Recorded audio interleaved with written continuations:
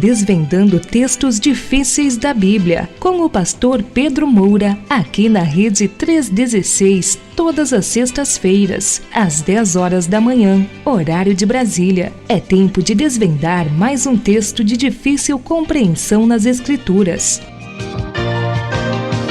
É dia do nosso Desvendando Versículos Difíceis da Bíblia e hoje nós vamos estar conversando com o pastor Pedro Moura sobre um arcanjo. Esse vai ser o tema de hoje, viu?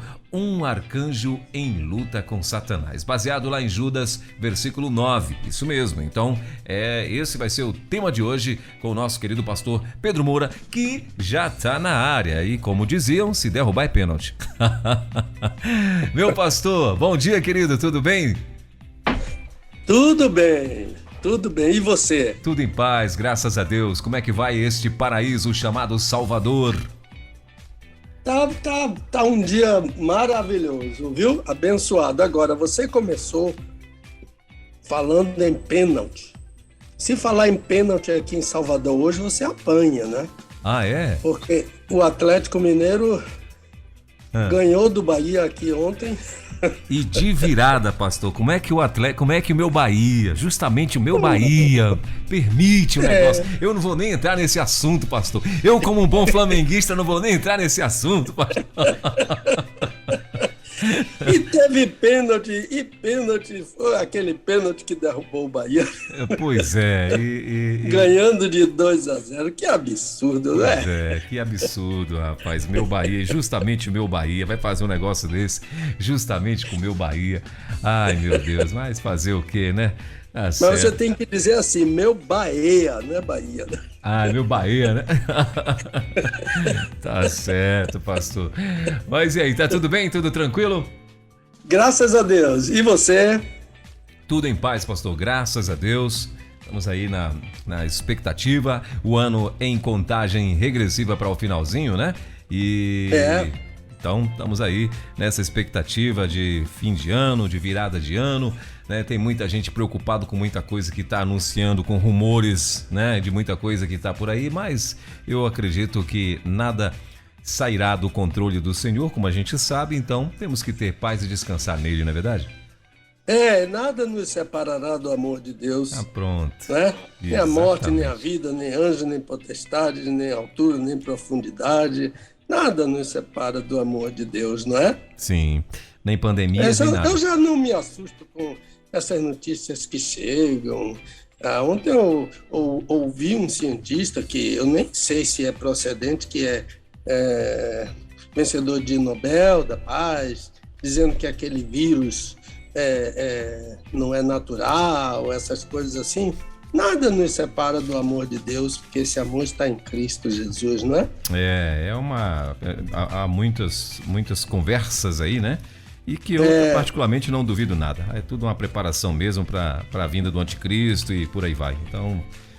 eu gosto de lembrar daquele teólogo, como é que me passou aqui, que dizia, tudo está dirigindo para o ponto ômega, né? Exatamente. Aquele final lá, Deus está conduzindo a história. Deus está conduzindo a história. Exatamente. A igreja tem que continuar firme e orar e buscar o Senhor, se arrepender dos seus maus caminhos, cada um de nós, né? Isso. Ele vai sarar o Brasil.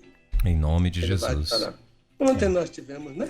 Ouvi aquele pastor André Mendonça dizer, eu amo a Deus porque Ele me amou primeiro. Meu irmão, não tem coisa que... será que a minha mulher disse assim, será que eu estou ouvindo isso mesmo? Né? Eu amo a Deus porque Ele me amou primeiro. Um ministro do Supremo Tribunal Federal dizer isso, né? É muita bênção para o Brasil, Deus mudando a sorte do Brasil, não é? Sim, com certeza. Eu creio que será um novo tempo, né, nesse lugar e há promessas, há expectativas, né, de mais substituições, né, de ministros, e eu creio que entrarão ali homens ou mulheres tementes a Deus, né, que é o que mais importa, amém, em nome amém, de Jesus. Amém. Meu pastor, então vamos lá? Vamos para o nosso desvendando os nossos, né, desvendando os versículos ou textos bíblicos E então, assim, como a gente já adiantou aqui o tema de hoje, mas, claro, tem pergunta do programa passado. E a gente precisa E passar eu já vi aqui que não é coisinha de nada, não, viu? Pois eu imaginei que a pessoa viria quente mesmo, como diz o Malafaia lá, uma quentíssima. Então, vamos lá. Posso mandar a pergunta então, pastor? Pode. Então vamos lá. Pastor Pedro, acompanhei a exposição sobre Jesus humano divino. É isso mesmo que eu creio, mas partindo desse princípio que o Senhor tanto enfatizou, dizendo que ele era plenamente homem e plenamente Deus, eu pergunto, pensando nessas duas pessoas, humana e divina, não teria alguém motivo suficiente para sustentar que tanto a pessoa humana quanto a pessoa divina poderiam pecar? Em outras palavras, Jesus humano e Jesus divino, ambos estariam sujeitos a pecar? Essa é a pergunta aí da pessoa que também, claro, não se identificou. Parece que ela se identificou sim, mas não autorizou ok. a publicação do nome. Sim. Olha, a questão inicial, o erro que está nessa pergunta dele, que é uma pergunta muito interessante, é que ele fala em duas pessoas. Então, a questão inicial não há duas pessoas em Jesus, nunca. O Novo Testamento não ensina isso. E quem ensina isso são as heresias, né? Aquele início da história da igreja. Houve um período com grandes heresias, né? E essa questão que ele levantou, eu acho que ela se encaixa em uma dessas. Houve muitas heresias, né? Mas umas são chamadas de grandes heresias, né? E olha, não é novidade nenhuma o que eu vou dizer aqui. Pastor Pedro não é o sabido da história. Toda a teologia sistemática fala sobre essas heresias. É só a gente olhar o que diz a heresia e encaixar ela em uma delas, né? E eu aconselho que crentes assim interessados leiam teologias sistemáticas, até um resumo bem batista, né, de teologia sistemática, e depois vai passando para outras maiores teologias sistemáticas. Eu acho que essa pergunta dele se encaixa em uma heresia chamada nestorianismo. Nestório. Ele foi chamado de herege, entendeu?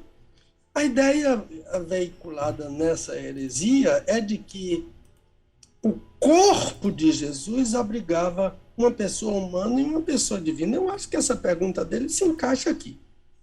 Duas pessoas em um mesmo corpo. Isso é uma anomalia. Duas pessoas no mesmo corpo.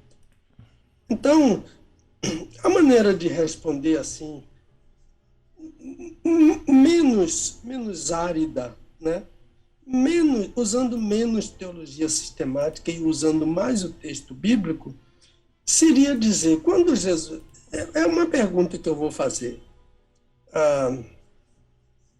Quando Jesus diz, eu e o Pai somos um, está lá no Evangelho de João, aquele capítulo 10. Então, aquele capítulo 10 é fantástico, do Evangelho de João.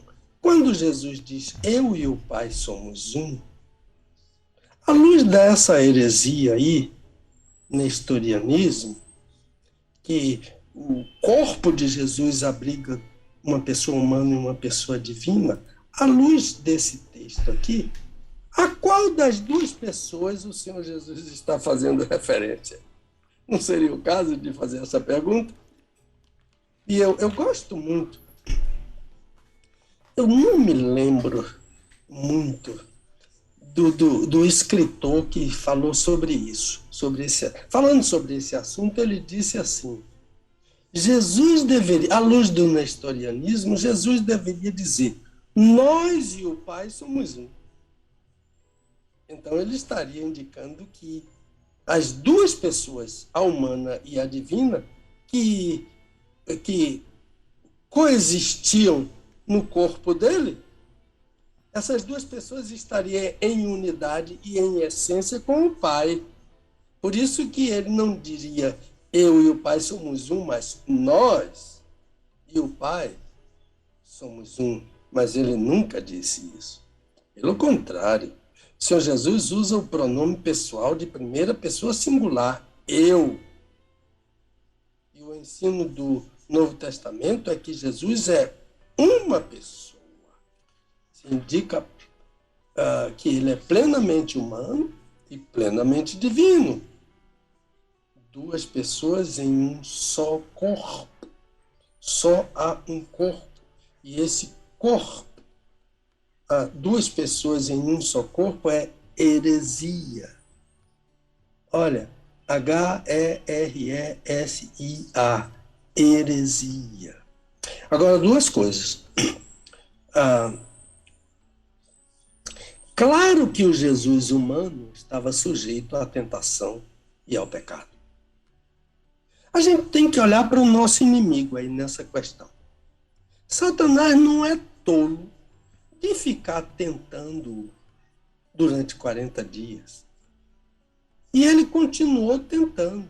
Veja, por exemplo, quando Lucas diz que Satanás deu uma trégua a Jesus após 40 dias de tentações, todo tipo de tentação, Lucas disse que ele se retirou até ocasião oportuna. Evangelho de Lucas, capítulo 4.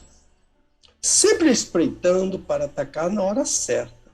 Acha que ele perderia seu tempo tentando alguém que não poderia ser tentado? Além disso, nós cairíamos no docetismo, porque as tentações que seriam aparentes, no docetismo, as tentações seriam aparentes, não reais.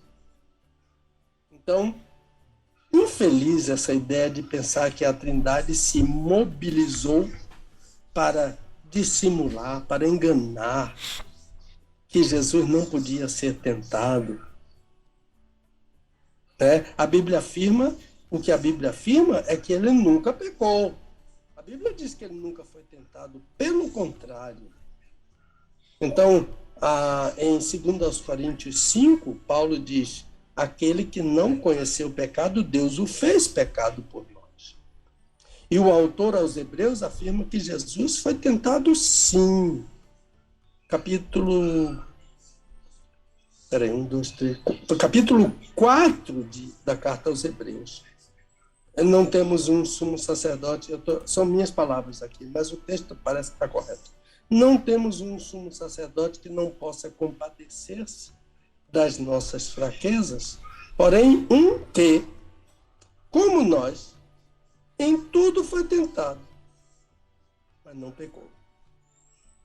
Agora, outra coisa.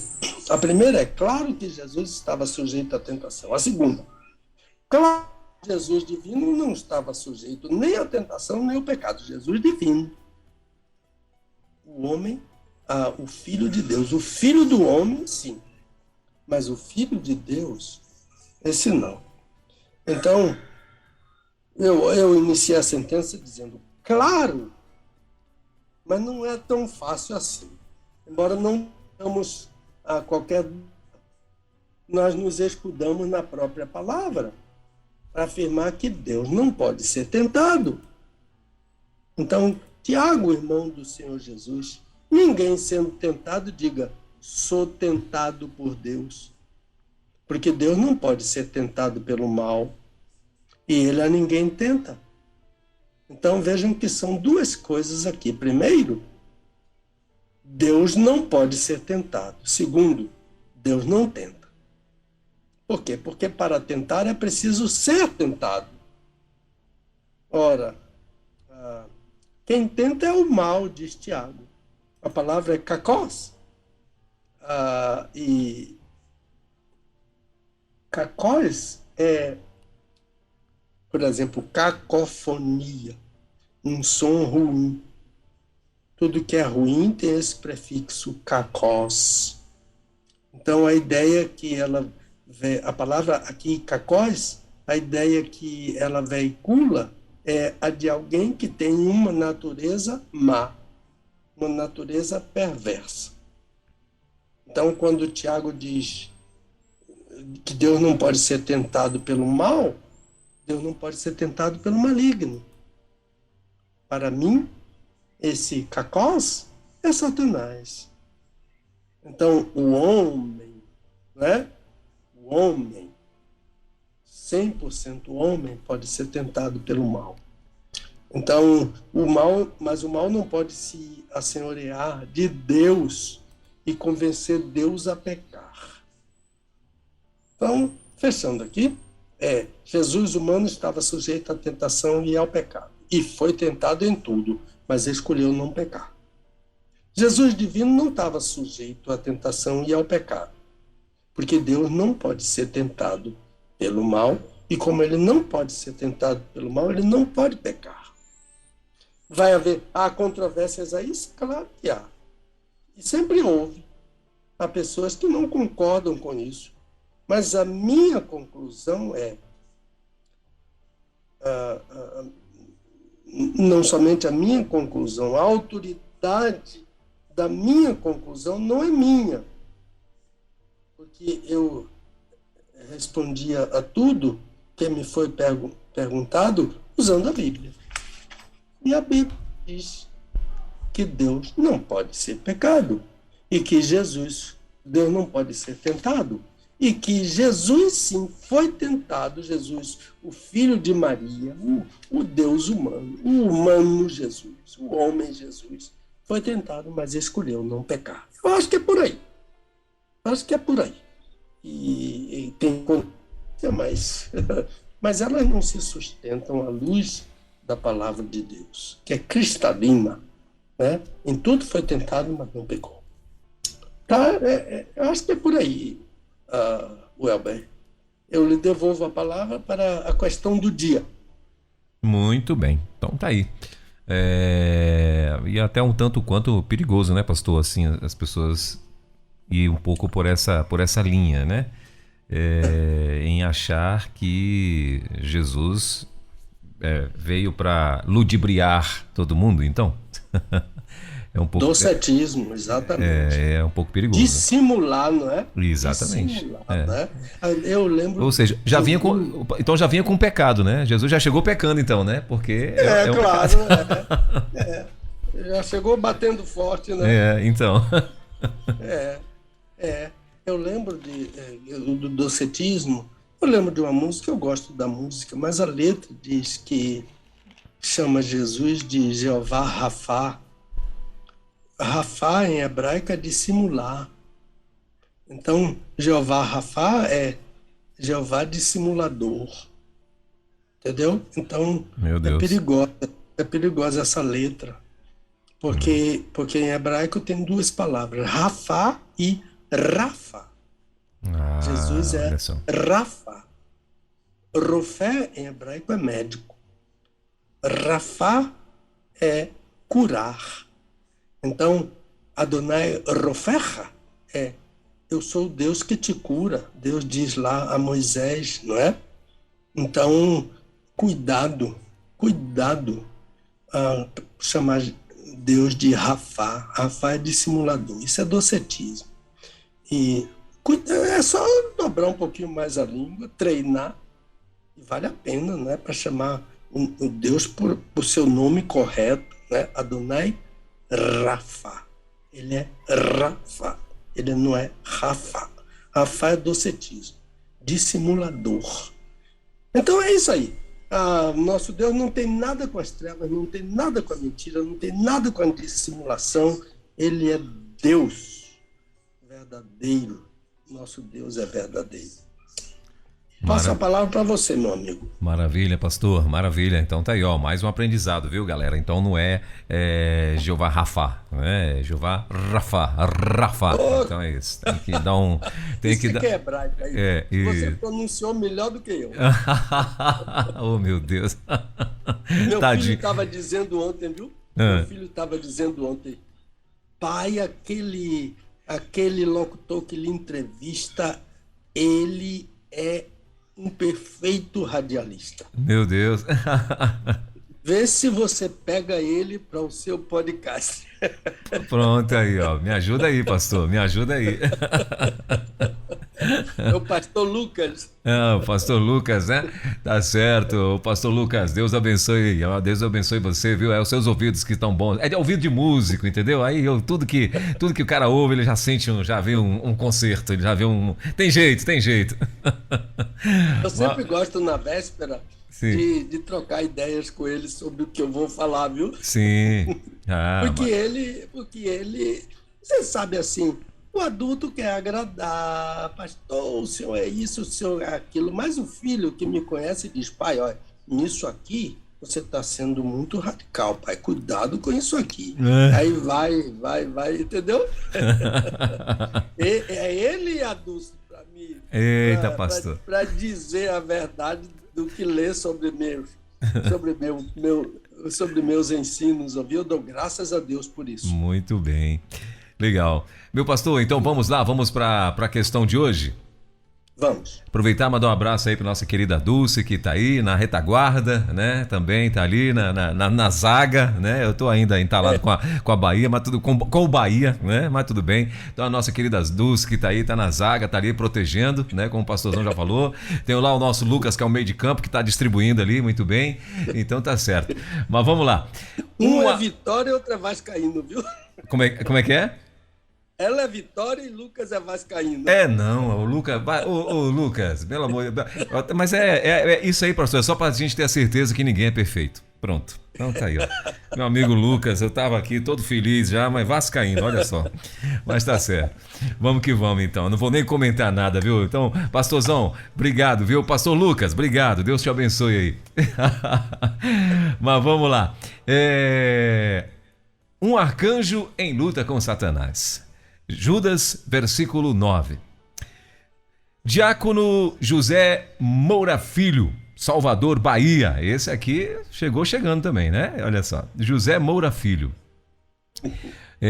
Pastor Pedro, meu irmão, o texto de Judas, versículo 9, sempre foi um desafio para mim. Por favor, você poderia me ajudar a entender a luta do arcanjo Miguel com Satanás? O Senhor te abençoe. Esse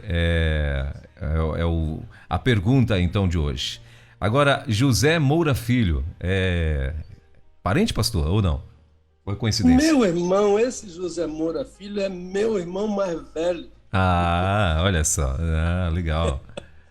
O nome de meu pai, não é José Moura, não é? Sim, sim. É José Moura Filho, é meu irmão mais velho. Essa semana ele ligou para mim e disse, como eu sou feliz por você ser meu irmão, eu digo, como eu sou feliz por ter um irmão mais velho. Olha só, glória a Deus, é isso mesmo. Eu lembro dele quando a gente era criança, né? Sim. Depois eu conto histórias, ele é muito, muito interessante, viu? Ele é um diácono da Família da Graça. Legal. Ele é o pai da Niara, que é... A Família da Graça tem 2 bispos, né? O marido é Miguel e Niara, a esposa. Sim. Eles são os bispos da Família da Graça. E ela é filha do José, meu irmão. É minha sobrinha muito querida. Muito, muito, muito querida. Amém. Glória a Deus. Mas vamos lá, não é? Olha, eu quero falar que a semana passada o Alain Amorim falou sobre a teologia sistemática do Millard. Sim. Eu sei que o programa não aceita perguntas assim, porque o foco é a pergunta do dia, não é? Sim. E ele é muito elegante, ele entendeu isso, mas ele não precisa, não é? O homem do coturno dele, da altura dele, não precisa da minha opinião, mas ele perguntou sobre a teologia do Millard. Eu gosto muito da teologia dele, e agora não é uma obra perfeita como nenhuma é uma obra perfeita, né? Ele é um batista, ele é calvinista, mas dizem que ele é um calvinista moderado, né? Sim. Em vez de 5 pontos, são 4 pontos. Então, a teologia dele né? Agora, nos próximos meses vai sair a teologia do Dr. Stephen Wellum. Eu fui aluno dele, ele foi meu professor de hermenêutica, e esse aí, eu acho que essa teologia vai liderar, viu? A do Dr. Wellum, que já deve estar pronta, aliás, pelo que meu filho Lucas falou ontem, já deve estar pronta, mas vamos aguardar isso, né? A teologia do Dr. Millard, os americanos gostam muito, eles gostam de contar as páginas, né? Uma teologia de 1312 páginas. O americano gosta muito disso, de contar as páginas da teologia. E quando eu estava vendo aí quantas páginas tinha a teologia dele, isso foi facílimo. Quando eu entrei, teologia do Dr. Millard já apareceu, 1312 páginas. Aí eu me lembrei que quando o Karl Barth chegou a Nova York, e no aeroporto havia uma multidão querendo falar com ele, e os repórteres, Dr. Barth, como é? O que é que o senhor fala da sua dogmática?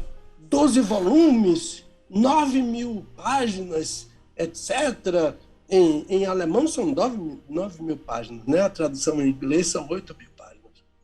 E ele ficou ali meio confuso, sem saber responder, não estava muito afeito a essa ideia de que 9.000 páginas era muito importante para os americanos. Aí ele disse, yes, Jesus loves me. Sim, Jesus me ama. Foi a resposta que ele deu para eles, interessados em 9.000 páginas. Ele disse, é verdade, Jesus me ama. Maravilha. Mas vamos lá. Olha, Welber, nós temos mais um divulgador na Suíça. Olha, 2 divulgadores. Tínhamos a Juliana, já falamos aqui, né? Sim. Irmã Juliana, que inclusive ela quem divulga para o seminário, mas o irmão Josimar Matias, ele é um evangelista notável. Ele vai para o meio das ruas na Suíça para pregar o evangelho. Então ele aceitou ser nosso divulgador, repassando o programa semanal lá na Suíça. Mas é isso mesmo. Então vamos lá para a pergunta de hoje do nosso querido José Moura Filho, que está aqui em Salvador, Bahia. Pois bem. A gente tem que olhar, aqui a ideia é, como é que a gente pode explicar essa luta do arcanjo Miguel com Satanás? Eu vou me basear no meu livrinho, né? Carta de Judas, Irmão de Jesus, porque nós não temos muita coisa em português sobre esse livrinho, que para os estudiosos é o livro menos lido e menos pregado do Novo Testamento. É só sair perguntando aí, você já pregou em Judas? Ou então perguntando aos crentes, você já ouviu uma mensagem baseada no livro de Judas? Aí que vai... aí você vai ter uma ideia. Então, a gente teria que ler pelo menos os versículos 8 a 10, né? E eu vou ampliando mais, porque o nosso texto começa com uma conjunção, contudo, que é adversativa. E então, o leitor da Bíblia nunca deve passar batido em cima de um contudo.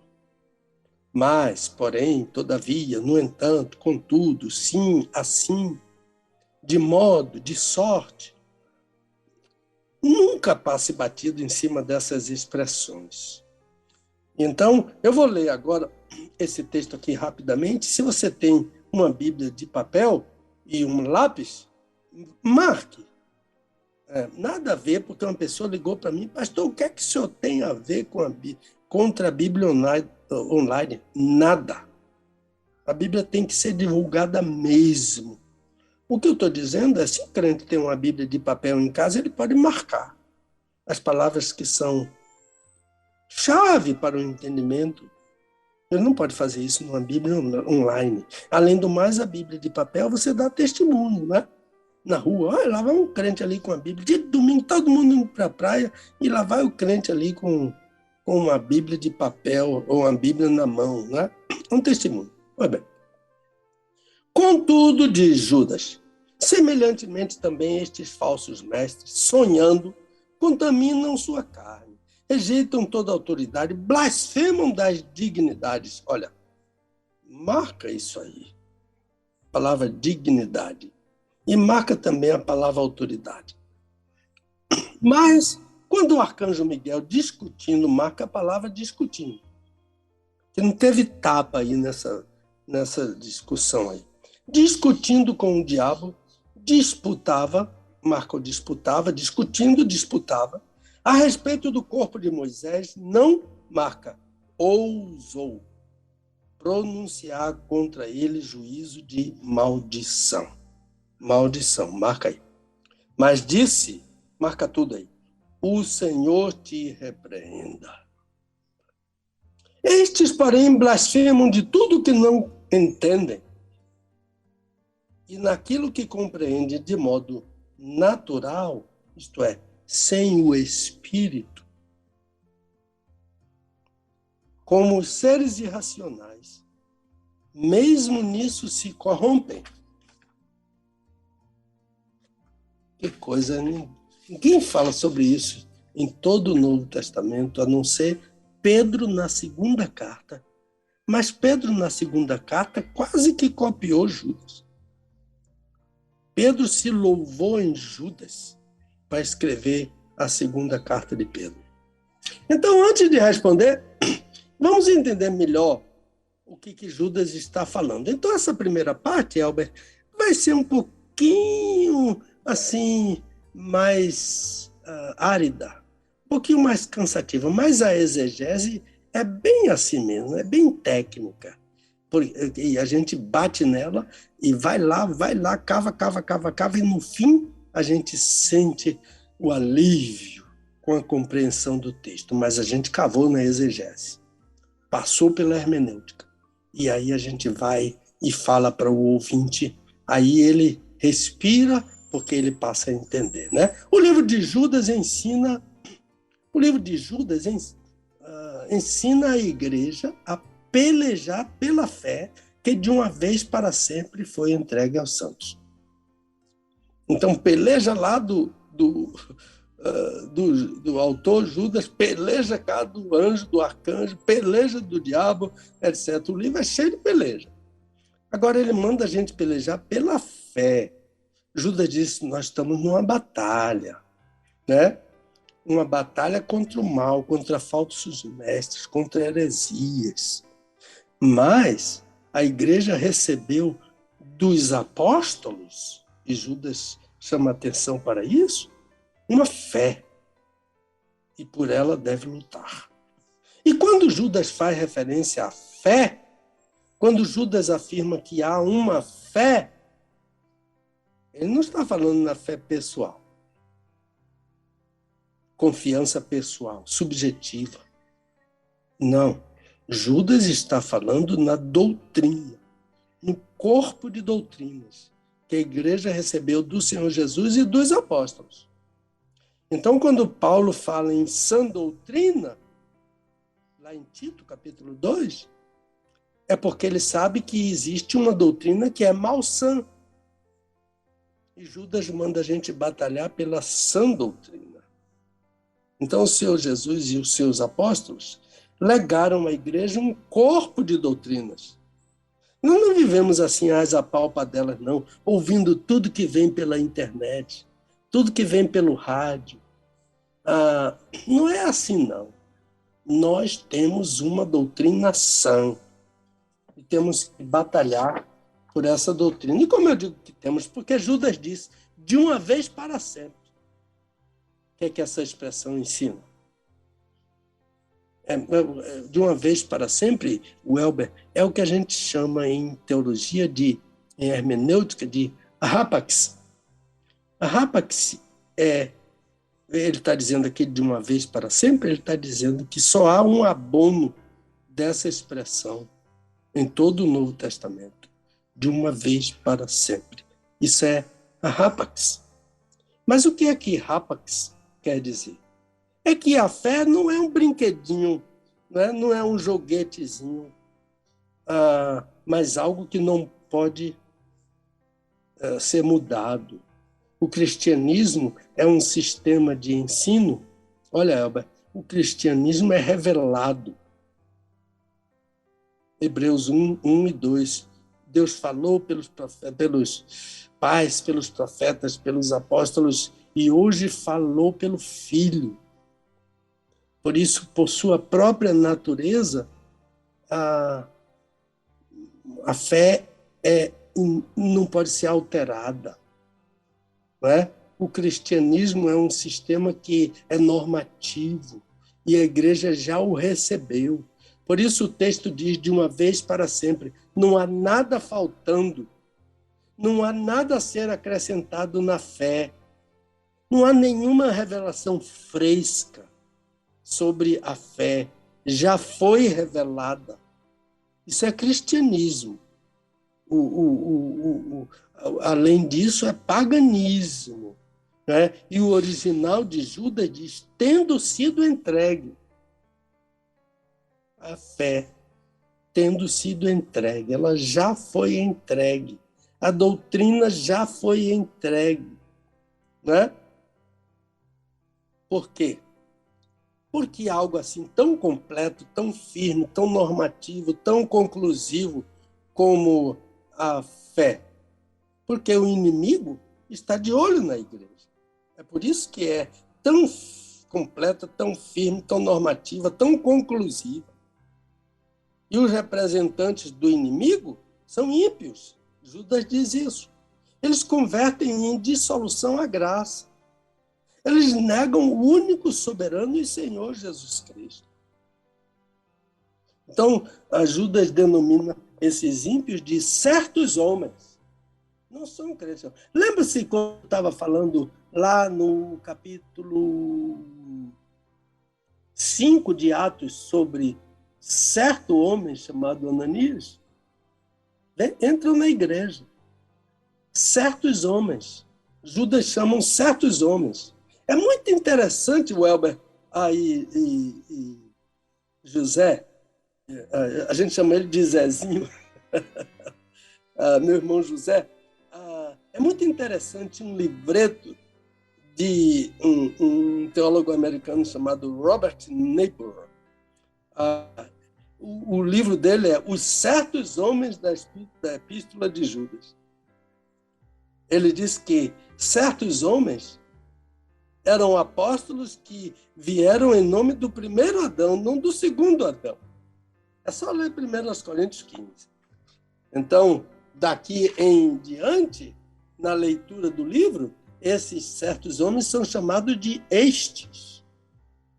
De estes, como lá em Hebreus, do capítulo 6, de 4 a 9, aqueles que pularam fora, são eles, né?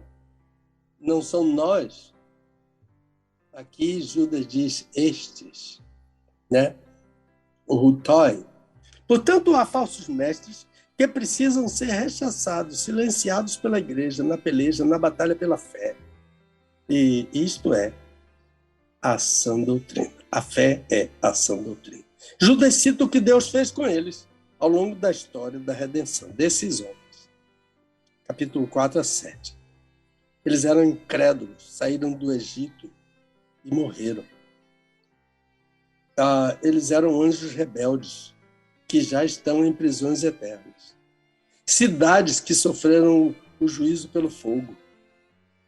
Sodoma, Gomorra, Admá, Zeboim, as cidades das planícies. Não são só Sodoma e Gomorra, não, são diversas. Eu estou citando aqui Admá, Zeboim, mas tem outras. Judas cita o que eles fazem na igreja. Eles são sonhadores, contaminam, rejeitam autoridades, blasfemam de dignidades. Então há uma discussão sobre eles muito interessante. Alguns entendem que eles eram profetas itinerantes, que começaram bem e se desviaram para os seus próprios caminhos. Lembro daquele hino, eu gosto muito, do cantor cristão 164. Muitos que corriam bem já não mais contigo vão. Outros seguem, mas também frios, sem amor estão. Faz algum tempo, Elber, eu e a Dulce estávamos jantando com um professor, um homem muito culto, dos mais cultos que eu tive como professor, com títulos das mais prestigiosas escolas de teologia no mundo. A uma certa altura, olha o que ele disse: Pedro, eu cansei da chateação de igreja. Eu cito isso em um dos meus livros. Eu cansei da chateação de igreja, de crentes, de diáconos, de ministério, de denominação, de trabalhar como um burro e viver com o orçamento apertado todo mês. Eu já estou, Pedro, ganhando muito dinheiro. Ele estava na mesma cidade que eu estava, só que eu estava num hotel assim de duas estrelas. E ele estava num de 5, o melhor hotel da cidade. Aí ele me chamou para jantar com a Dulce. Foi ganhar dinheiro, e ganhou muito. Mas olha, Elber, perdeu tudo com a mesma facilidade que ganhou. Perdeu a esperança, perdeu a fé, perdeu a esposa. O Elcio é meu pastor, o Elber, perdeu a esposa. Morreu prematuramente. Olha, ele, uma igreja muito amorosa, mandava uma cesta básica para ele. E fora do evangelho. Eu acho que Deus, pelo Espírito, fez um trabalho no coração dele, não tenho dúvida. Porque ele amava, ele teve um tempo que ele deu a vida pelo evangelho. Então, esses ímpios que se introduziram, parece que começaram correndo bem e depois se desviaram, né? E alguns, eu creio, como esse meu ex-professor, pelo poder do Espírito Santo, retornaram à fé. Diz que eles sonham, e aqui a gente tem problema, não é com o sonho, não, é com a King James, porque foi ela que ela se louvou em uma tradução assim meio vacilante da Septuaginta, e ela traduziu como obscenos sonhadores. Mas o hebraico, de onde foi tirado tudo isso, não lê assim. O hebraico de Isaías 56:10. Olha, é bem literal, é um hebraísmo, viu, que eu vou ler aqui agora, estou traduzindo diretamente o hebraísmo. Sonhando, deitando, eles gostam de dormir. Isso não está dizendo nada de sonho erótico, nem sonho obsceno.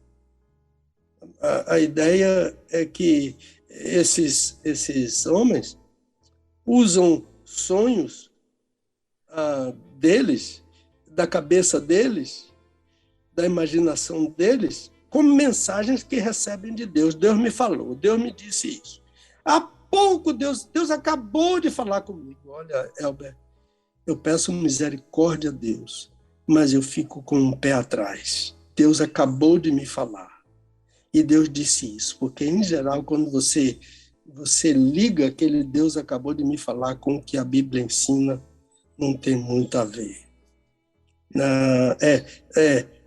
Sonhando, deitando, eles gostam de dormir.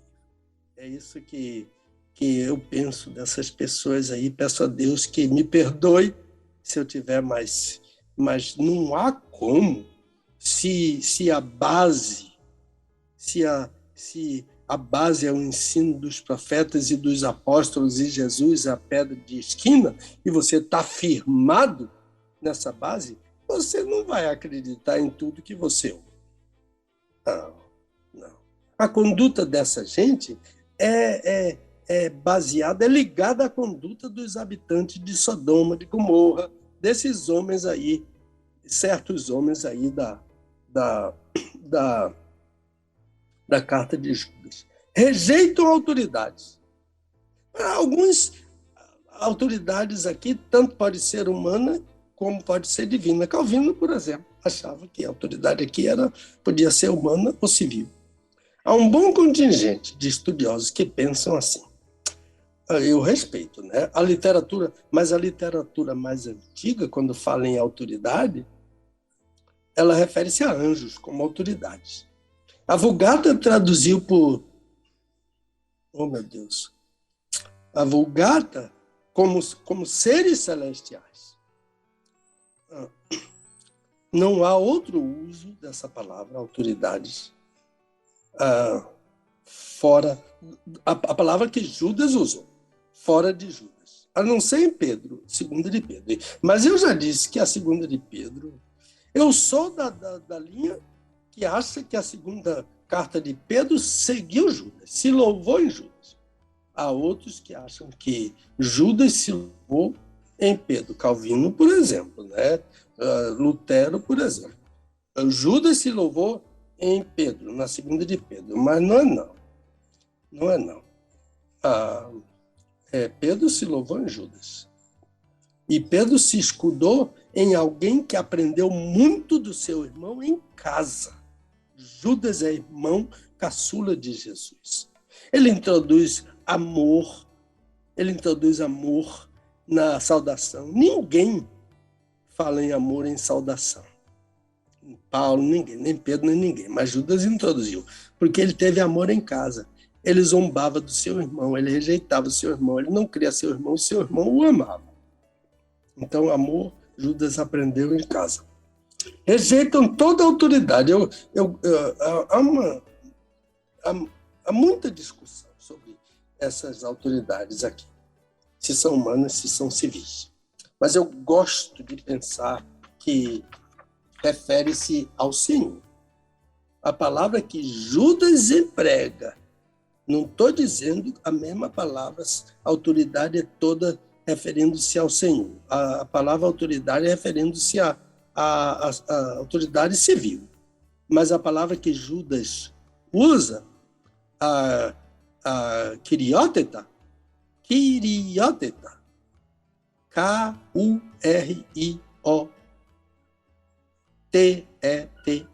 com acento circunflexo, acento agudo no O. Kyrioteta. Essa palavra quer dizer senhorio, ela vem de Kyrios, Senhor. Palavra que os tradutores da Septuaginta usaram para substituir aquelas 4 letras que eu já falei algumas vezes aqui, que a gente chama de tetragrama sagrado. Os tradutores da Septuaginta traduziram, substituíram aquelas 4 letrinhas que ninguém pronuncia por Kyrios, traduziram por Senhor. Então, penso que refere-se ao Senhor Jesus como uma autoridade absoluta.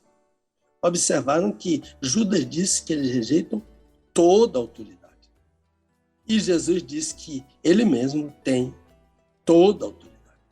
Toda a autoridade. A mesma linha que Judas segue. Toda a autoridade me foi dada, Jesus disse. E Judas disse que eles rejeitam toda a autoridade. Então, eu penso, ouviu? E respeito quem pensa contrariamente, que essa autoridade aqui é a do Senhor Jesus. Porque mais adiante ele vai falar que eles negam o único soberano e Senhor Jesus. A gente, quem sabe algum dia aparece uma pergunta aí só sobre essa expressão, porque isso é uma briga, é um arranca-cabelo aí, mas o que Judas está dizendo é que essa gente não aceita a autoridade, o único soberano Senhor, Jesus. Blasfemam das dignidades. Agora, para mim, não está falando mais no Senhor Jesus. Porque a Bíblia mostra que os anjos são dignidades. Todos os anjos. Essa palavra dignidades aí, o Elber, o Zé, essa palavra dignidade é a palavra doxa. Doxa. A minha avó materna chamava-se Eudóxia. Olha que nome lindo. vem de doxa, né? Glória. A doxologia é uma palavra de glória, porque dele, por ele, para ele são todas as coisas. Isso é doxologia, uma palavra de glória. Por isso que termina glória, pois a ele. Doxa. Os anjos são doxas, eles são glórias. E todos os anjos, Deus não toma o que ele deu aos anjos, porque Satanás é um anjo caído, ele deixou de ser doxa? Ele não deixou. Satanás é um anjo, e todos os anjos são dignidades diante de Deus. Então, falsos mestres de Judas rejeitam a autoridade do Senhor, no sentido de ignorar.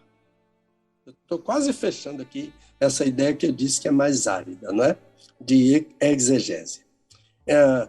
Falsos mestres rejeitam a autoridade do Senhor Jesus, no sentido de ignorar.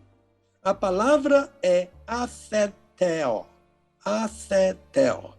A-T-H-E-T-E-W. Atheteo. E esse atheteo tem viram a palavra theos aí dentro?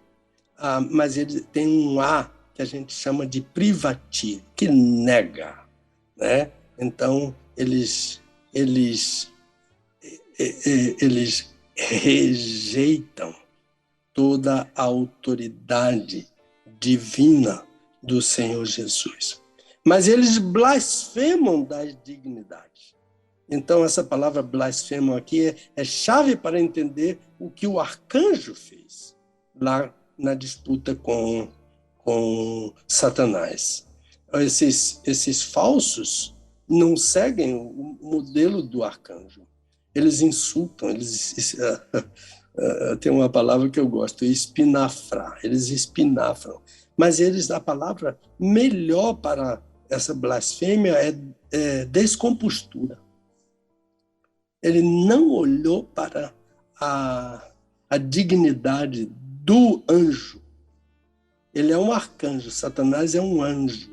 Então, mas ele não o desprezou, porque eu sou arcanjo, eu desprezo a sua dignidade, porque você é anjo, você está abaixo de mim.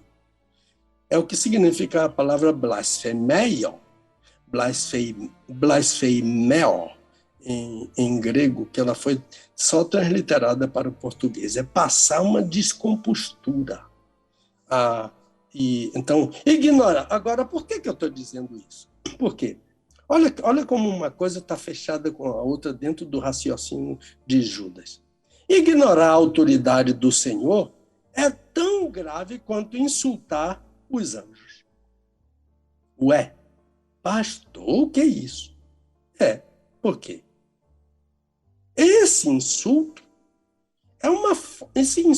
ao anjo, a dignidade, é uma forma de ignorar a autoridade de Deus. Porque quem deu dignidade ao anjo? Foi Deus. Foi Deus. Então, vamos fazer uma ilação aqui. Trazendo o assunto para a nossa vida na igreja. Observe, Welber, observe, Zeca. Falsos crentes não gostam de respeitar a liderança na igreja. O crente que teme a Deus é diferente do que ainda não tem. Ele está na igreja, mas ele ainda não é. Ele está no barco, mas ele daqui a pouco pode pular para fora. Como aqueles de Hebreus, né? 6, de 4 a 9. Daquela questão, o crente pode perder a salvação. Gente que está no barco e pula para fora, deliberadamente. Não foi crente. O crente ficou no barco até o fim. Então trazendo para a igreja, a ideia é de que falso crente não gosta de respeitar a liderança. Ele está sempre querendo bater de frente com o pastor, com os líderes da igreja. Ele vive ele acha que o culto é para ele. Ele dá nota no culto, não é? Mas Deus busca adorador que o adore. Mas esse tipo de crente, ele acha que o culto é para ele, que o espectador do culto é ele. Ele dá nota no boletim, ele dá nota na música, ele dá nota no professor da EBD, ele dá nota em todo mundo. Ele acha que o culto é para ele. Então, deixa eu olhar a hora aqui, que eu já estou preocupado. Ok. Estamos no tempo ainda. Então, a ideia não é que a de infalibilidade dos líderes. Não existe isso. Não existe líder infalível. Qualquer líder havido por infalível está usurpando o lugar que pertence a Deus. Por isso que nós não temos, por exemplo, um líder infalível, que as pessoas se prostram diante dele. A gente não tem um líder infalível, não é? A gente tem um líder falível, que está buscando ser sincero, que está buscando ser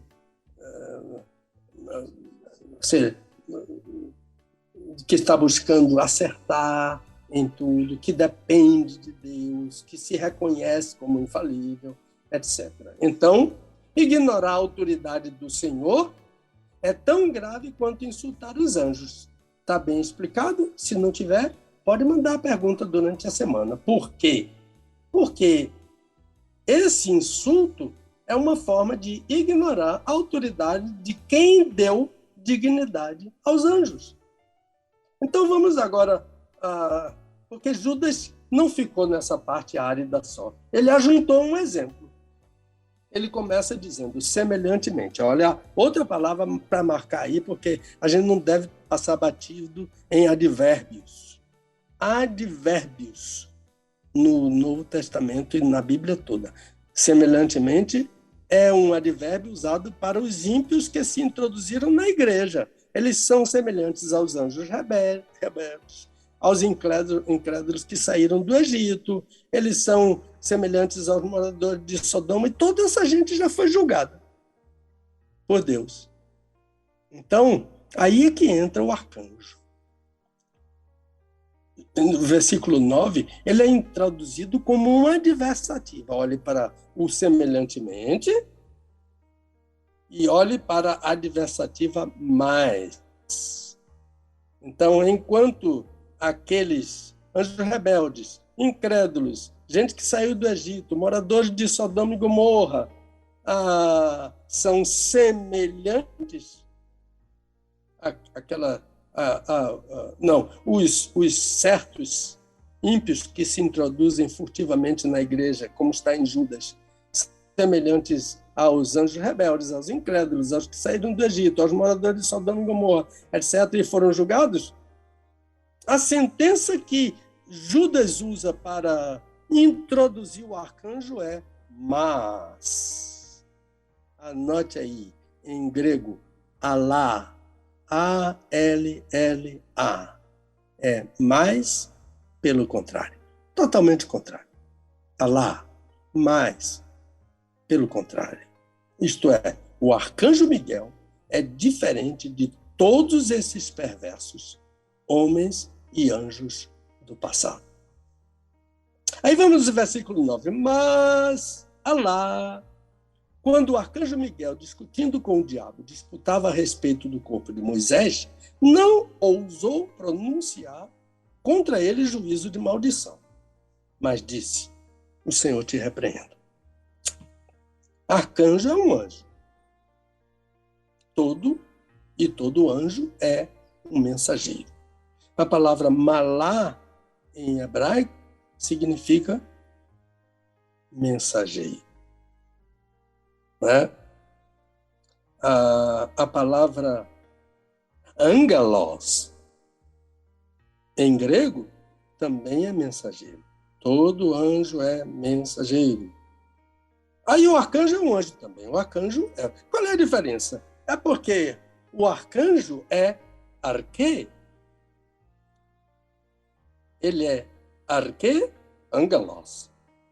E arque é primeiro. Então, em arque, angelos é anjo primeiro anjo. Portanto, em hierarquia, o arcanjo é arque. Ele é primeiro. Então, Então, é o caso de Miguel, né? Ele é primeiro anjo. Há uma tradição entre os rabinos, e eu gosto dessa tradição. Eles dizem que há 8 arcanjos. Eu só encontro um arcanjo citado por nome na Bíblia, Miguel. Quando Gabriel aparece, ele é chamado ou de Gabriel. A gente entende a questão dele ser chamado de varão. Agora, tem um arcanjo chamado Rafael. Aqui eu tinha que dizer Rafael, porque o nome de Deus é Rafa. E Rafael é o Deus que cura, né? Então, aparece esse anjo Rafael, mas é no livro de Tobias. Eu já fiz isso, eu já tive trabalhos acadêmicos assim sobre o livro de Tobias. É um livro muito interessante, um livro histórico. Mas ele não é um livro inspirado. No livro de Tobias tem um anjo mentiroso que sai enrolando todo mundo. Então, mas no livro de Tobias aparece um arcanjo chamado Rafael. E esses outros arcanjos, eles não aparecem assim nominalmente nas Escrituras. Agora, esse poderoso anjo chamado arcanjo recebeu uma incumbência estranha, né? Estranha a incumbência que ele recebeu da parte de Deus. Ele é chamado varão de guerra. Olha, ele é homem de guerra. No livro de Daniel, né? É no livro de Daniel, aliás, que ele... É no livro de Daniel que ele é chamado de varão. O varão, né? O varão, ele é chamado de varão lá no livro. Claro que por que ele é chamado de varão? Porque ele está encarnado, não é? Os anjos são todos espíritos. Agora, as missões dele, de Miguel, são missões de guerra.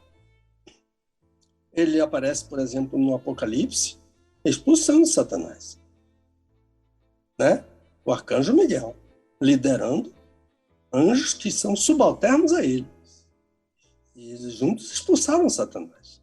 É Apocalipse 12, porque 13 já é 12, Apocalipse 12.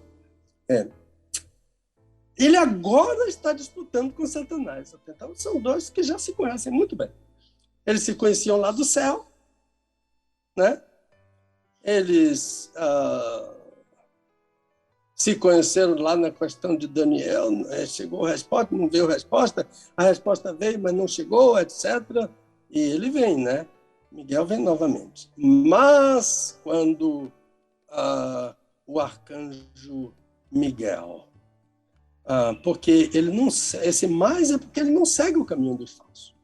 Ele não ignora a autoridade de Deus, do Senhor. E ele não insulta Satanás. É muito sério isso. Observem. Discutindo. Não há um discutindo e disputando. Não há um corpo a corpo entre Miguel e Satanás. Há uma altercação. A palavra que Judas usa é muito interessante. Dialegomai. Discutir. Dialegomai é discutir. Daí vem a palavra diálogo, né? E diálogo é interessante, porque eu vi uma pessoa uma vez, 3 pessoas discutindo, e a pessoa disse: vocês ficam aí nesse triálogo. Não existe isso. Porque diálogo não significa que são 2 pessoas. Dia, em grego, é através. E logos é palavra. Então, diálogo é aquilo que você faz através da palavra. Através da palavra, né? Pode ser quantas pessoas estiverem, mas diálogo é uma comunicação através da palavra. Então o texto diz: quando discutia, e mais adiante disputava. Onde é que está isso na Bíblia? Não está. Não está. A história completa dessa disputa entre Satanás e o arcanjo está no Talmud, completo. O Antigo Testamento não registra essa história. Ela fala, assim, que o sepultamento de Moisés foi misterioso. Então teve alguma coisa diferente aí. Por que o sepultamento foi misterioso? Porque alguém ganhou o corpo e sepultou num lugar que alguém ou ninguém deveria saber. Então, o toque aí é muito importante, lá de Deuteronômio, capítulo 34. Deuteronômio 34. Agora ache lá o versículo.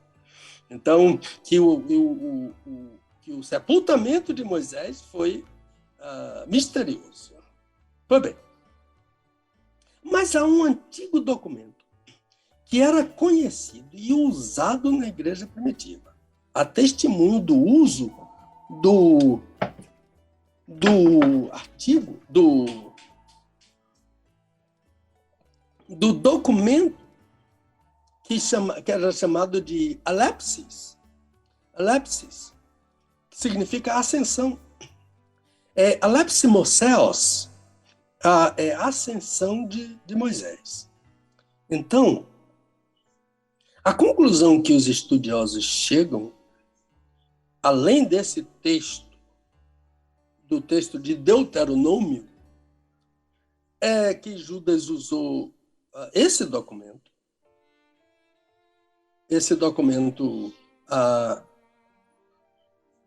analepsis, ascensão, analepsis Moseos, ascensão de Moisés. Judas usou esse documento, porque esse documento era conhecido e usado na igreja primitiva, a testemunho disso. E Judas usou também a tradição oral. E a tradição oral é muito usada no Novo Testamento. Quando Paulo disse, fazendo minhas palavras, fazendo minhas palavras do Senhor Jesus, porquanto ele disse, não está escrito em lugar nenhum isso. Paulo usou a tradição oral. Então, mas ele cita esse livro, ele cita um livro que não é canônico, ou a tradição, como alguém que está bem seguro que todos os seus leitores conheciam essa tradição, conheciam essa história. Então, nunca esqueça, além disso, que Judas teve uma escola em casa. E, por último, não esqueçam que toda a escritura é divinamente inspirada, 2 Timóteo 3,16. Então, mas houve rejeição desse livro, a inserção dele no cânon foi trabalhosa, mas prevaleceu os desígnios de Deus, que vela, né? Jeremias 1,12. Eu velo por minha palavra para cumprir. Né? Então, o que aconteceu, então, para a gente entrar nessa conclusão? Eu gosto dos livros do Dr. Vernon McGee, J.V. McGee, MCGEE. Pastor presbiteriano americano, já está com o Senhor. Eu não estou certo, mas me parece que ele escreveu sobre todos os livros da Bíblia. E o comentário de Judas dele é interessante. Eu cito ele na minha bibliografia no livro de Judas, do meu livrinho de Judas. Dr. McGee diz que esse texto, Judas, versículo 9, é o texto mais notável da Bíblia. Olha que coisa, hein? Eu não sei se é assim, mas o quadro não é comum. São duas criaturas tão poderosas em disputa verbal por um cadáver. Não é estranho? Agora, a luta do arcanjo é por obedecer cegamente a Deus e coibir, não é? Um intento que existe até hoje de usar o corpo de Moisés como relíquia para idolatria, não é? De repente, eu me lembro de uma das aulas do Dr. Page Kelly. Ele estava analisando o bezerro de ouro. Estava analisando, a disciplina dele era uma exegese no livro de Êxodo. E quando chegou aí na questão do bezerro de ouro, ele mostrou assim: aqui está a base da idolatria. A base da idolatria é uma mentira. Então ele leu para nós a desculpa que Arão, irmão de Moisés, quando foi arguído por Moisés sobre aquele bezerro, e Moisés estava irado, e ele disse: eu disse ao povo, Arão, eu disse ao povo, dois pontos, né? Quem tem ouro, arranque-o. Assim eles me deram o ouro. Eu lancei o ouro no fogo e saiu esse bezerro. Por obra a culpa é do fogo. Quem fez o bezerro foi o fogo. Eu lancei no fogo e saiu esse bezerro. A culpa é do fogo. Obra e arte do fogo. A idolatria é sempre sustentada em uma mentira. Apareceu. Então, a luta do arcanjo era para coibir uma possível idolatria com o corpo de Moisés. O corpo de Moisés está em tal lugar. Está sepultado em tal lugar. Aí vai lá todo mundo para fazer orações, pedidos a Moisés, etc, etc e tal. Mas qual é isso aqui que eu vou dizer, Welber, é bem da minha cabeça.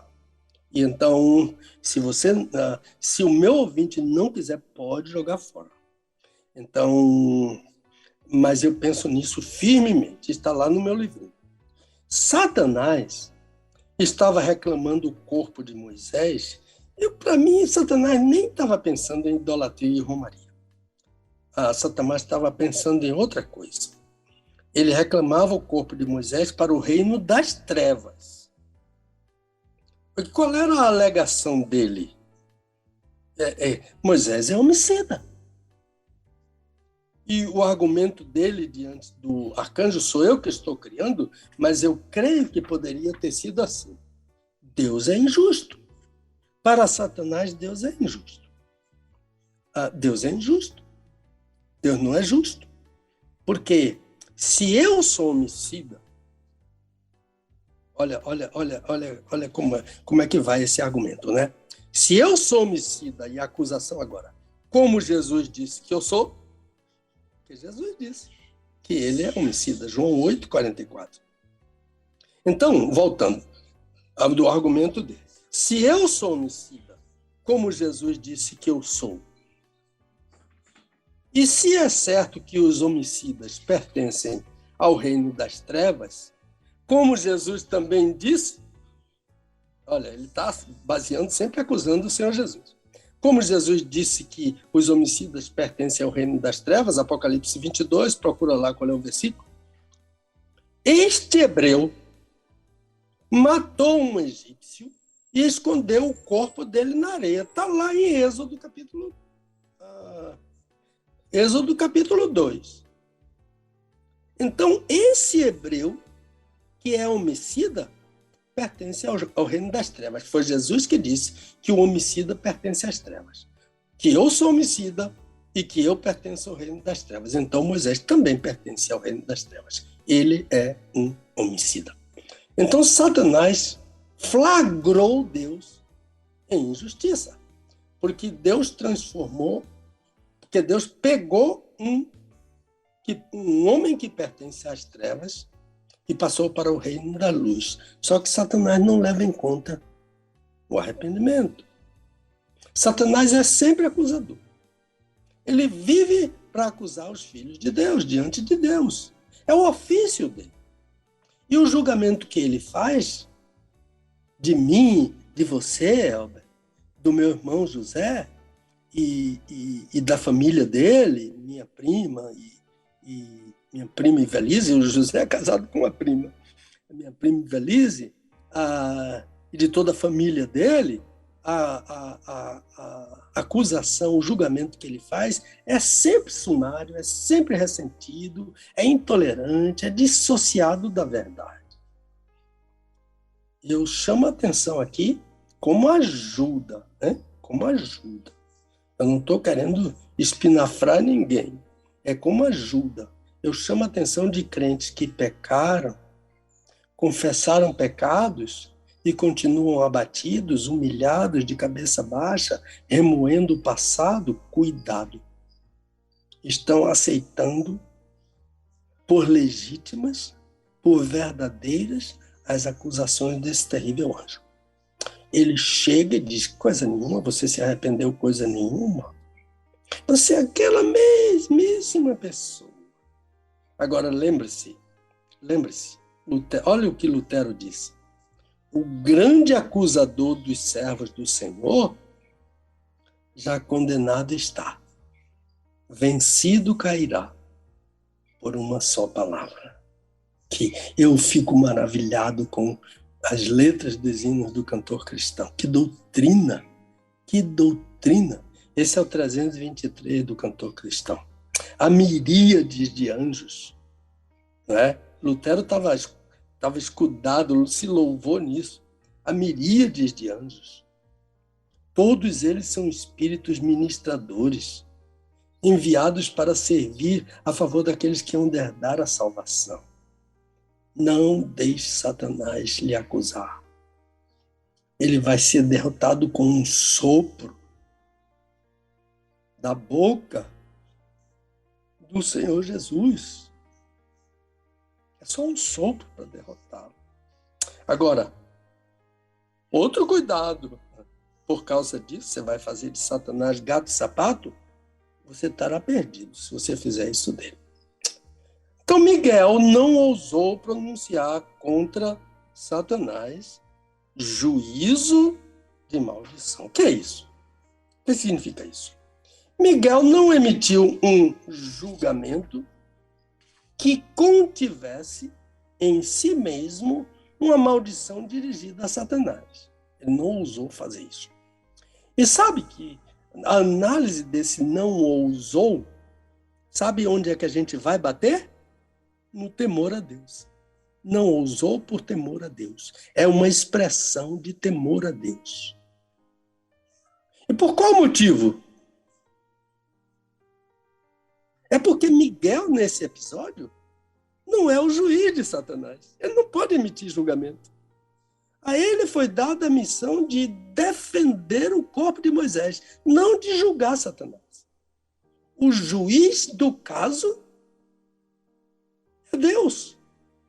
O juiz desse caso era Deus, não o arcanjo. E lembre-se que Satanás é usurpador, ele quis o lugar de Deus, mas o arcanjo teme a Deus. Por isso que ele obedece cegamente às ordens que dele recebe. Então, o que é que ele disse a Satanás? Eu não sou o seu juiz. O seu juiz é Deus. E ele lhe repreende. O Senhor te repreenda. Eu gosto tanto dessa palavra, o Elber, repreenda.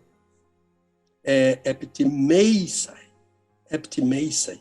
E-P-I-T-I-M-E-S-A-S-A-I, com acento no E. Epitime, no E. Sai. Por que eu gosto dessa palavra que o arcanjo usou? Eu gosto de ouvir essa palavra. A gente, a semana passada, não falou na divindade de Jesus? Então, o arcanjo entendeu que só Deus poderia fazer isso. Só Deus poderia repreender. Epitimesai. Só Deus podia epitimesai. Satanás. Agora, olhe para Mateus 17, 18. Mesmíssima palavra que Mateus usou. Naquele rapaz endemoniado no sopé da montanha e o papai lá angustiado porque os apóstolos não puderam, etc, etc, etc. Aí Mateus diz, então Jesus epitimesai, repreendeu. Não estou usando o verbo no tempo aqui, estou usando o infinitivo, né? Porque o verbo é epitimesen. Isso aqui é repreendeu, epitimesen. O Senhor Jesus epetimesen, repreendeu o demônio, o qual saiu do menino. Aleluia! O pai pode repreender Satanás, o filho pode repreender Satanás, pode julgar Satanás. Palavra de juízo, né? Por isso que Jesus usou da autoridade dele divina para repreender o demônio e o demônio. Isso não significa que os crentes não podem expulsar Satanás, isso é outra coisa. Jesus deu autoridade para expulsar Satanás. Essa autoridade é do Senhor. Se eu disser, em nome de Pedro, eu expulso Satanás, aí ele vai fazer de mim gato sapato. Porque ele sabe quem eu sou. E então ele vai me envergonhar na presença de todo mundo. É você, eu conheço sua vida, etc. E ele vai fazer isso com qualquer um. Né? Como aquele missionário lá, Elan, lá na África, né? O diabo zombou dele. Até que ele se prostrou diante do Senhor. Isso levou muito, é uma história muito linda. Lá entre os Zulus, na África. E aquele mesmo diabo que zombou dele, tempos depois, saiu escorraçado por causa da autoridade do nome do Senhor Jesus, né? Então, essa é a autoridade do Senhor Jesus. Mas julgar Satanás, nem o arcanjo fez isso, né? Anjos usam a palavra de Deus diante de Satanás. Se você puder, escreva isso. Anjos usam a palavra de Deus diante de Satanás. Então, cuidado com o trato com Satanás. Ele quer que você pense que ele não tem mais forças. Cuidado. Não tem força, não? Ele vem matar, roubar e destruir. Ele é capaz de enfrentar um arcanjo. O mesmo arcanjo que uma vez o expulsou do céu. Ele enfrenta esse arcanjo. Por favor, meus irmãos, por favor, não seja assodado, precipitado, como pessoas que não medem palavras. O arcanjo mediu as palavras e entregou todo o juízo a Deus. Eu chuto ele. Sabe, Elber, o que eu vi outro dia em uma rede social? Olha, vou abrir aspas. Aqui ele não entra. Se ousar, vai sair com o rabinho entre as pernas. Isso é tolice. Quem gosta disso é Satanás. Isso é tolice. Cuidado. Não diga aleluia nem amém a isso, que isso é mentira. Satanás entrou no Éden, jardim de Deus. Satanás entrou no cenáculo, onde Jesus estava celebrando a última Páscoa e iria inaugurar o novo pacto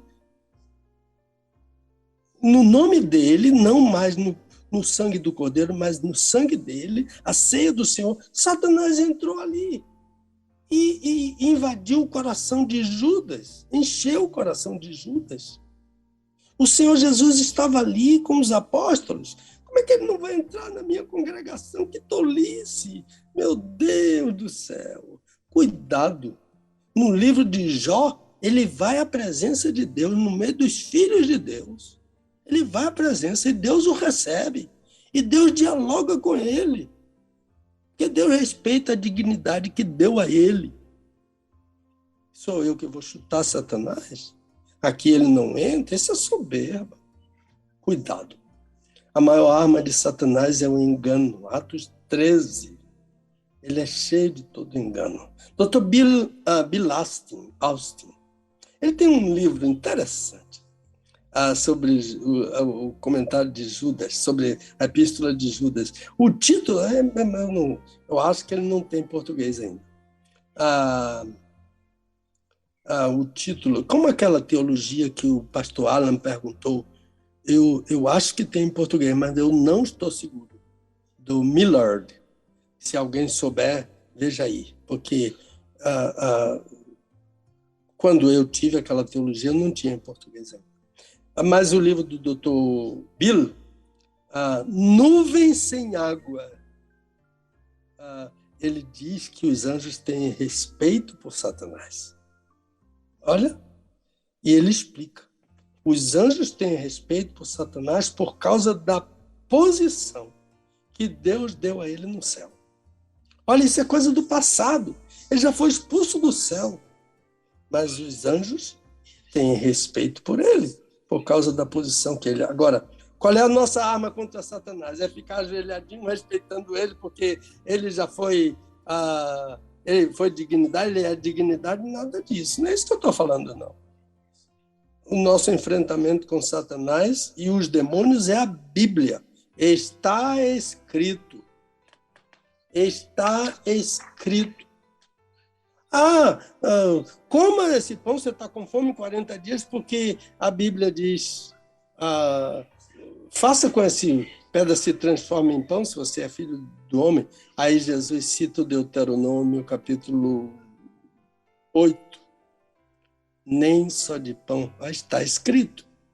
Não só de pão vive o homem, mas de cada palavra que sai da boca de Deus. Qual é o nosso papel de resistência no enfrentamento com Satanás? Pedro, que foi peneirado por ele, diz: resisti ao diabo, ele fugirá de vós. Então, eu li na internet, olha outra tolice, eu li na internet, está entre aspas, Satanás não tem poder, ele só tem força. Só Deus tem poder. Se Satanás tivesse poder, seria igual a Deus. É outra tolice. Lamento muito quando a pessoa escreveu isso. E lamento muito quando eu vi pessoas dizendo glória e aleluia no Facebook sobre essa tolice. Não é difícil contestar esse falso ensino, Elber. Não é difícil. O difícil é lidar com o estrago que ele faz com os crentes. Não tem poder, não, é? Só rouba, mata e destrói.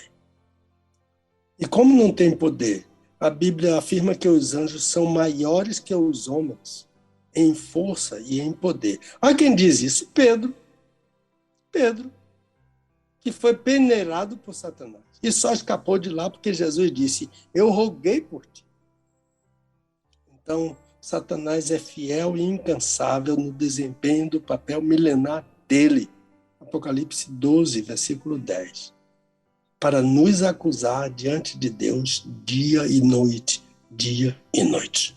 Concluindo, não houve um corpo a corpo, mas um diálogo. Pode ter sido acirrado, mas foi logos, através da palavra. E qual foi a derrota de Satanás aí? Foi o Senhor te repreenda. E então o arcanjo deve ter sepultado a Satanás. E ninguém sabe. Sepultado a Moisés. E ninguém sabe até hoje onde está a sepultura de Moisés. Nossa relação com Satanás deve ser de temor a Deus e resistência. O Senhor te repreenda. E resistir ao diabo, e ele fugirá de vós. Com você a palavra, Elber. Maravilha, pastor. 11 horas e 37 minutos em Brasília, 11h37 na nossa capital. Perfeito, é bom demais ouvi-lo e a gente fica aqui com algumas perguntas, não é? Porque assim, vão surgindo no decorrer dos seus comentários, né? E a gente e não só eu, né? Mas eu vejo que muita gente aqui na rede também, né?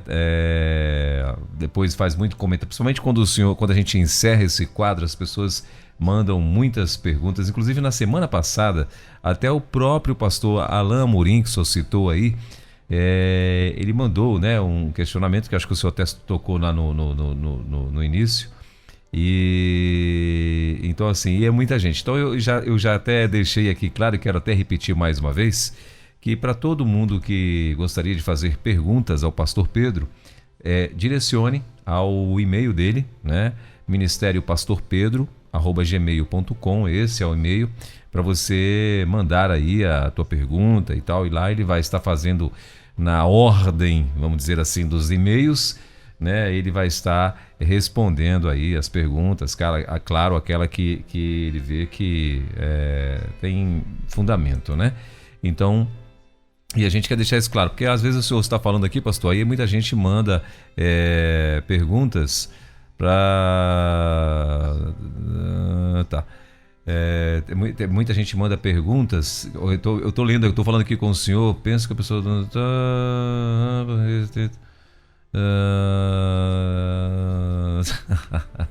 Aí tem comentários, tem muitos comentários e tal. Eu tô lendo aqui algumas coisas, porque assim, na semana passada eu fiquei tão entristecido porque eu não pude colocar o comentário do pastor Alain Amorim, porque não era uma pergunta, né, assim, era uma pergunta dentro do contexto e tal, e é por isso que eu estou aqui até dando uma olhada aqui no geral do nosso WhatsApp, que é para ver se tem aqui algum comentário que vale a pena, mas eu acho que não, e depois a gente vai estar, depois aqui do quadro, a gente vai estar comentando. Mas, meu pastor... Bênção. E também a gente não foge do foco, não é? Sim, exatamente, é porque... A pergunta daquela pessoa. E os ouvintes têm a chance de mandar também a sua pergunta, né? A gente avalia, vê se está dentro do que o quadro, o que está proposto pelo quadro, um texto difícil da Bíblia. Então, algumas perguntas que chegam aqui não podem ser respondidas porque não estão dentro. Mas se for um versículo difícil, a gente vai pedir orientação ao Senhor e vai responder, entendeu? Certo, entendi perfeitamente. Mas maravilha. Então é isso, é só para deixar claro para os nossos ouvintes que assim, nós nesse quadro nós não interrompemos o pastor Pedro. Ele discorre lá, né? Até porque eu vi até o William, o pastor William, né? Que é o William Santos aqui da rádio. Ele até comentou comigo, ele falou: o pastor Pedro ele faz como é que fala? Uma referência, né? Como é que chama? O resumo de uma... Um esboço? O esboço, pronto. O pastor Pedro faz um esboço ali, minúsculo, e o resto vai tudo fluindo, né? De conhecimento e estudo que ele tem na cabeça. Então, assim, não dá pra gente interrompê-lo, né? E é exatamente isso que eu tenho falado para os nossos ouvintes. Não dá pra interromper, porque às vezes interrompe, perde o raciocínio e aí acaba que aquilo que o senhor tinha preparado já não vai poder... distribuir ou compartilhar, né, e tal, com os nossos ouvintes. Isso é bênção demais. Não foi porque a gente perde um pouquinho o fio da meada. Não foi o caso do Alain, não. O Alain perguntou sobre uma teologia sistemática. Isso, não foi não. Ele fez o comentário lá na hora e eu acho que era algo que seria bem interessante que se a gente pudesse ter passado para o senhor. Mas aí, como não tenho o costume, eu nem olho o WhatsApp, né, das pessoas, mas aí hoje eu lembrei, por isso que eu estava dando uma passada aqui no nosso WhatsApp aqui para ver se a gente consegue fazer isso. Mas enfim, meu pastor, tem mais alguma coisa que o senhor gostaria de acrescentar sobre o assunto? Então veja bem, a ideia central é que não houve um corpo a corpo. A ideia, a atuação do arcanjo era para obedecer a Deus. Preserve o corpo de Moisés. Tome da mão de quem está, né? E sepulte esse corpo. Essa que é a ideia, assim, bem é uma interpretação bem prosaica que eu estou para chegar bem ao entendimento de todos, né?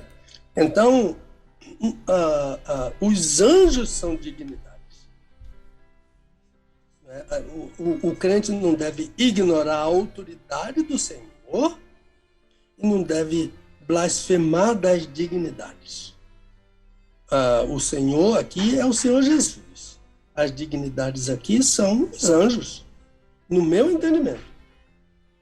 As dignidades aqui, alguns entendem que é autoridade civil, etc. Mas Judas usa uma palavra tão estratégica, baseada em Kyrios, que não é a mesma palavra exousia, por exemplo, que Paulo usa para autoridade civil.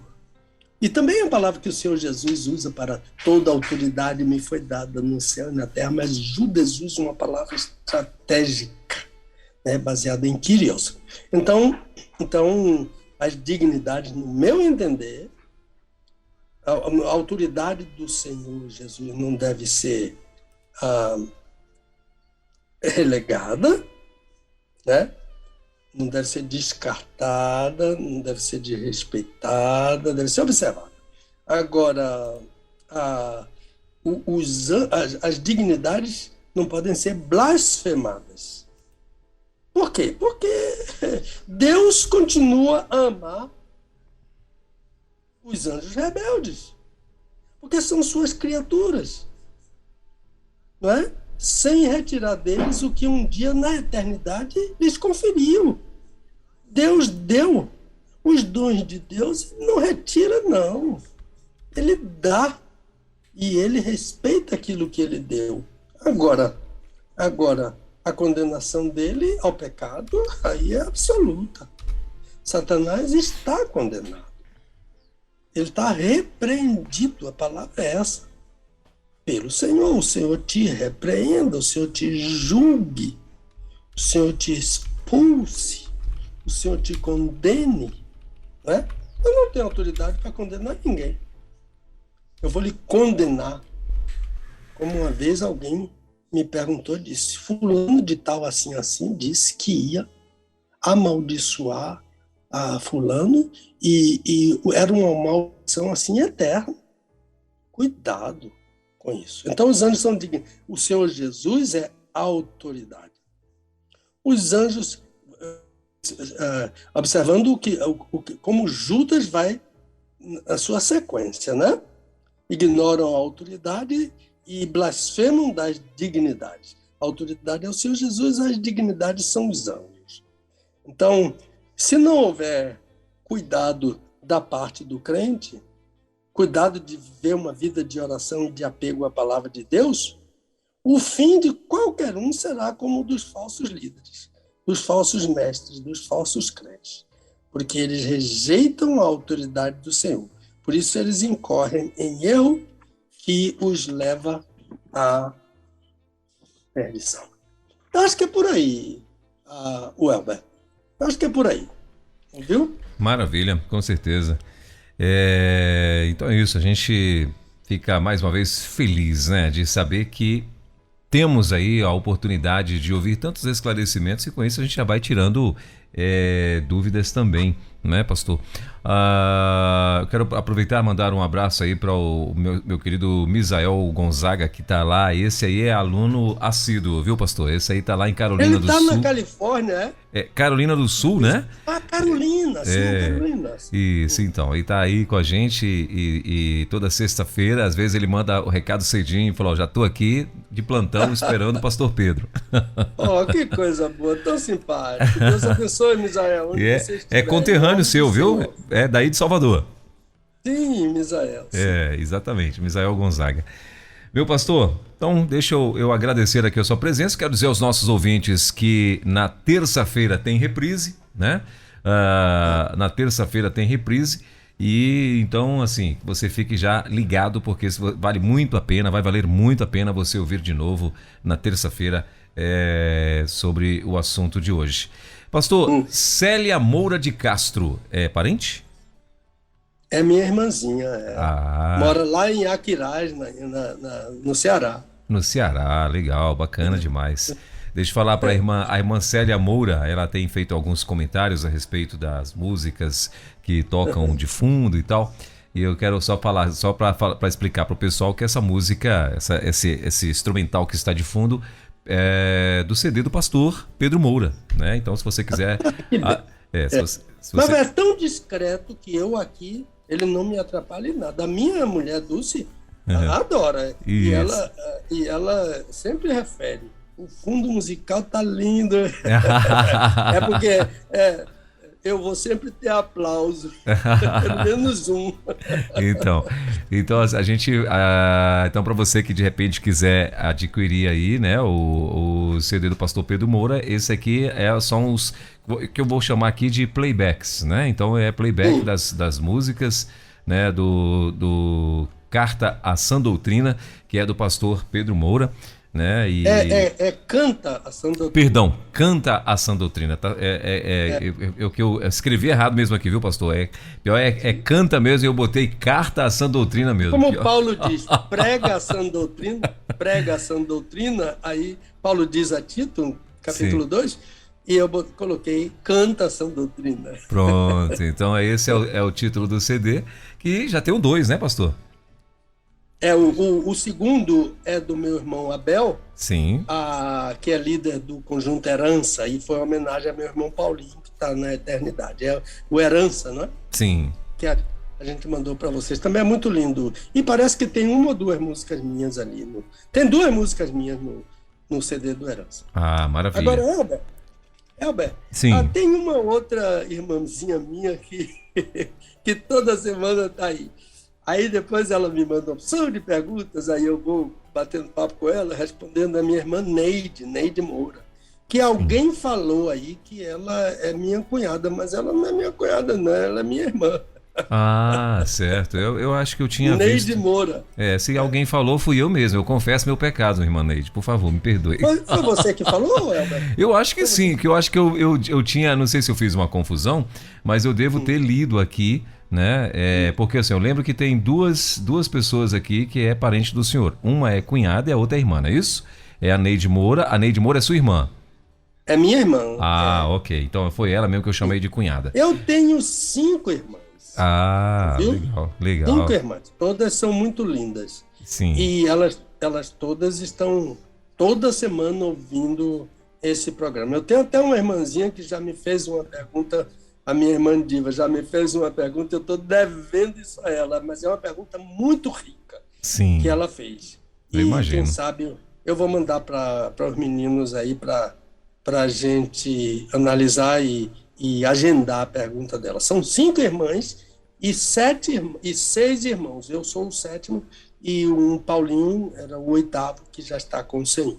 Maravilha. Então esse nome Moura, quando aparecia aí, você pisa no freio aí e diz, aqui é irmão do pastor.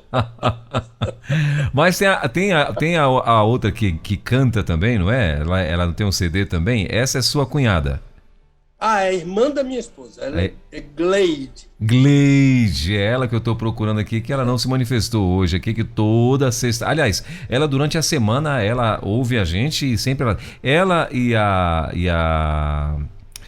a outra sua irmã que eu chamei de Neide, que eu chamei de cunhada, né? É a Neide. Sim. Então, ela e a Neide, eu sei que elas são ouvintes assíduas da gente durante a semana, né?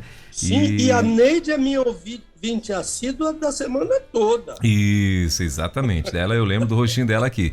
E a outra também, né? A outra também do mesmo jeito, e que é a cunhada. Então acho que eu achei que ambas eram cunhada, foi essa a minha confusão, e eu acabei chamando a Neide de cunhada também.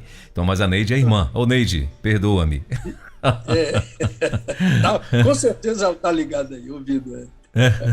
Legal. Inclusive ela tá dizendo aqui, ó: Oi, Elber, nunca ouvi você me chamar de cunhada. Ixi, mas eu já acho que eu já fiz isso mesmo, viu, Neide? Ainda bem que você não ouviu. Eu tava achando que foi alguém que falou isso, mas você tá dizendo que já chamou. Eu acho que eu já chamei ela de cunhada mesmo aqui do pastor. Eu já falei aqui que ela foi cunhada mesmo do pastor. Ainda bem que ela não ouviu. Que bom. Mas que bom. Meu pastor, eu quero agradecer aí a sua disponibilidade, né, que o senhor tem reservado pra gente. Todos nós somos muito abençoados, né, com a sua participação, né? E a gente vê aqui, ó, que a Cleide apareceu aqui, ó, Cleide Rosali, apareceu, a Gleide, né? Gleide Rosali apareceu aqui. Isso. E então tá aí, ó. A Célia falou também que eu tenho o CD tal. Ela disse que ela tem o CD, pastor, mas tá. E agora não, Célia, agora você conversa com o meu pastor aí, que aí vocês vão decidir essa polêmica aí. Eu não vou nem ler o que você falou aqui, viu? Eu não vou nem ler o que ela falou aqui. Essa minha irmãzinha é um amor.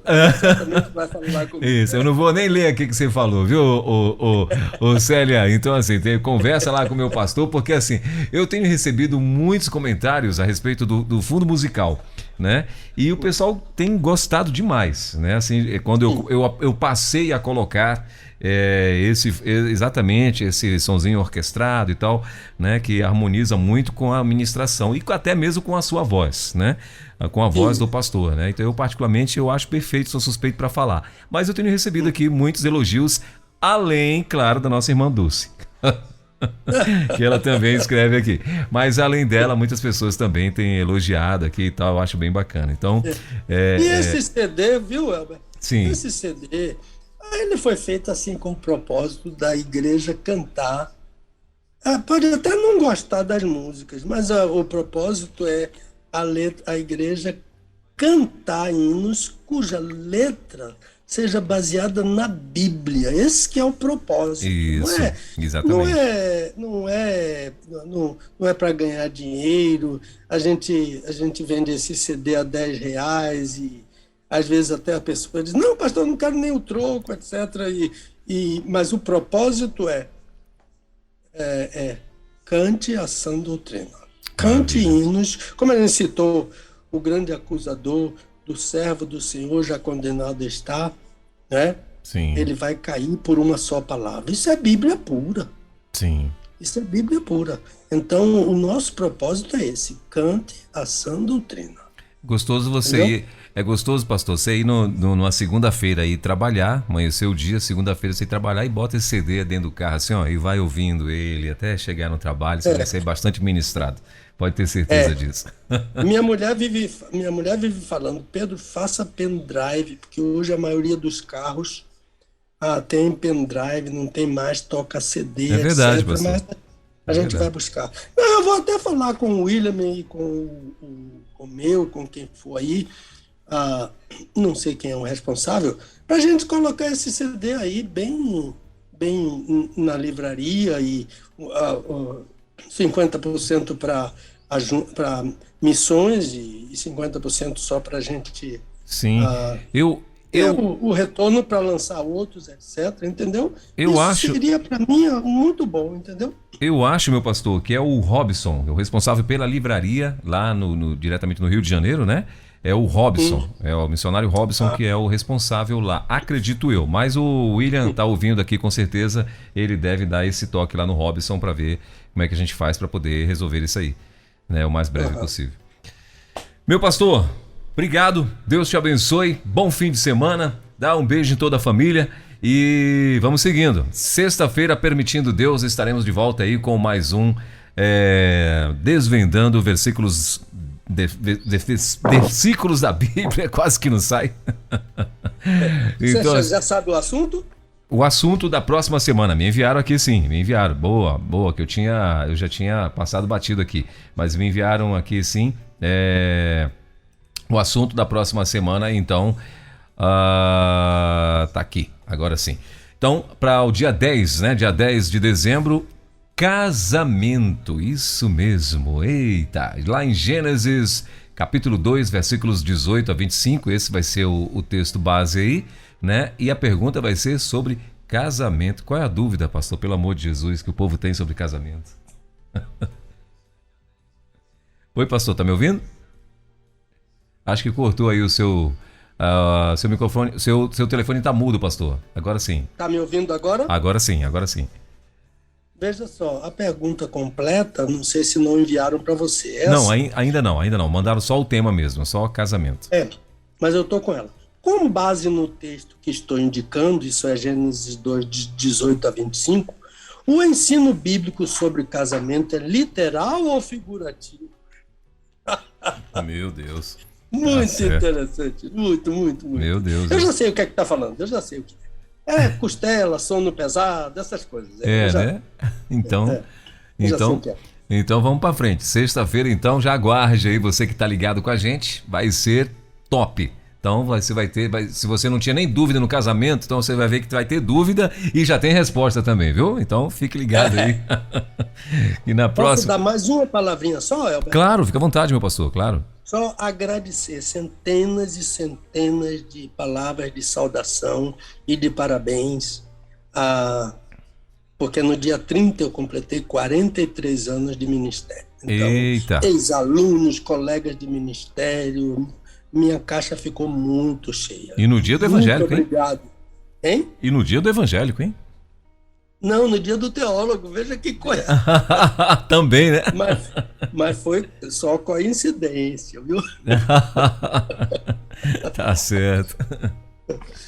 Tá bom, meu querido, eu vou desligar porque estou ocupando muito o seu horário. Não, tá tranquilo, tá na bênção, meu pastor. Obrigado e parabéns aí, então, atrasado, já que nós aqui da rádio não fomos informados desse evento. Que Deus abençoe, continue te dando graça e sabedoria aí e paciência conosco. Amém. Aí, em nome de Jesus. É um prazer, sempre é um prazer. Então tá bom, meu pastor. Bom fim de semana. Querido, Deus abençoe sua casa, seu Amém. ministério nesse final de semana. Amém, em nome de Jesus. Obrigado, pastor. Desvendando textos difíceis da Bíblia, com o pastor Pedro Moura. É tempo de desvendar mais um texto de difícil compreensão nas Escrituras. Aqui na Rede 316,